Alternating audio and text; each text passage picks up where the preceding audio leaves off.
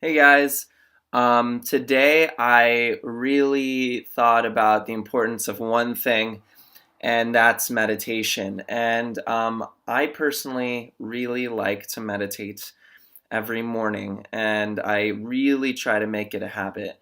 And I want to convince you why you should start it too, especially as a medical student or a future physician.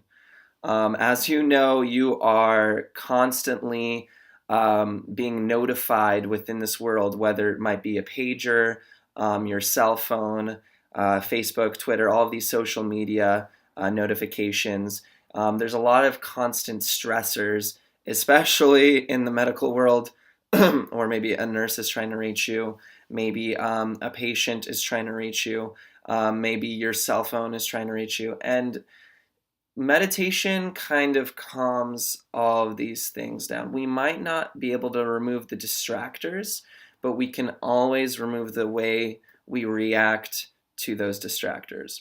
Um, in terms of my current interviews of happy doctors and students, a great portion of them are meditating. They're meditating consistently, or they're using some form of mindfulness practice. Some of the most, outside of medicine, some of the most successful people in the world use meditation. There's a book called The Tools of Titans by Tim Ferriss, where interviews top world class performers. And in that, he's found that these billionaires, not millionaires, billionaires, not all of them, but most of them incorporate some form of mindfulness practice or meditation practice. So that's kind of why I think it's definitely important for you guys to try to incorporate it into your life. A book, just so you guys have an example, is it's opposite, but Full Catastrophe Living by John Kabat-Zinn. I'm just going to read the back, just so you get a little description. Stress. It can sap our energy, undermine our health, even shorten our lives. It makes us more vulnerable to anxiety, depression, disconnection, and disease. Based on John Kabat-Zinn's renowned mindfulness-based stress reduction program, this classic groundbreaking work, which gives rise to a whole new field in medicine and psychology, shows you how to use medically proven mind-body approaches derived from meditation and yoga to counteract stress, establish greater balance of body and mind, and stimulate well-being and healing. By engaging in these mindfulness practices and integrating them into your life from moment to moment and from day to day, you can learn to live better with chronic pain, promote optimal healing, reduce anxiety and feelings of panic, and improving the overall quality of your life, relationships, and social networks. Full Catastrophe Living is a book for the young and the old, the well and the ill, and everyone trying to live a healthier and saner life in our fast-paced world. So that's a great book, John Kabat-Zinn. I've read most of it. I don't use mindfulness meditation. Actually, I do. I use a form of it alongside transcendental meditation. But for you guys to get started, especially if you haven't started, there's a few approaches that I'm going to tell you to try.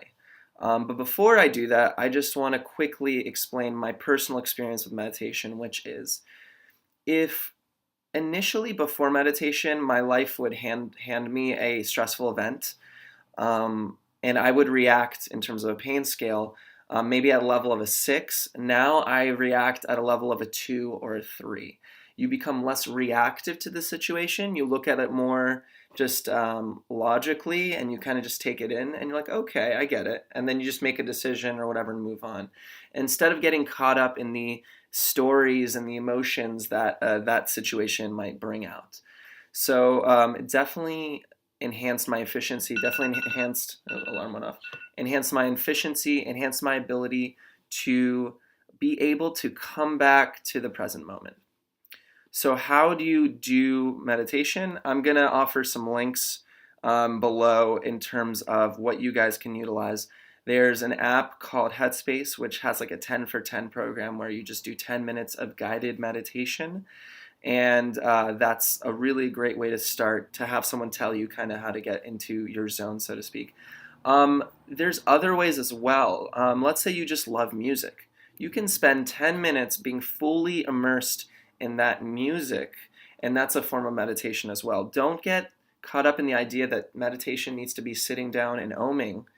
Meditation can just be fully present in what you're doing. And then when you get sidetracked, you come back on.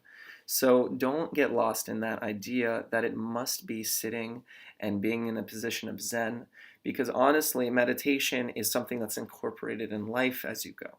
So Headspace is a great idea. Listening to music, a song that you love, or songs that you love, and listening to that consistently. It might be fully immersed in a run that you're on and just completely running and just being with that moment. It could be on a drive that you're just really paying attention to the road, to the scenery, whatever it is. So don't get caught up in specifics. If you want more techniques, the book I recommended is a great book. Headspace is a great way to check things out. I really like transcendental meditation. That's a whole separate course. But the biggest thing is just take 1 minute. Just take the first step. Definitely has changed my own life, and I know for a fact that when you can learn to refocus and just kind of be more within your present moment, it definitely changes things for sure. So I hope you guys enjoyed that informative tip on enhancing your happiness. I hope you guys have a great day, and I'll be releasing an episode tomorrow with some giveaway opportunities, so stay tuned.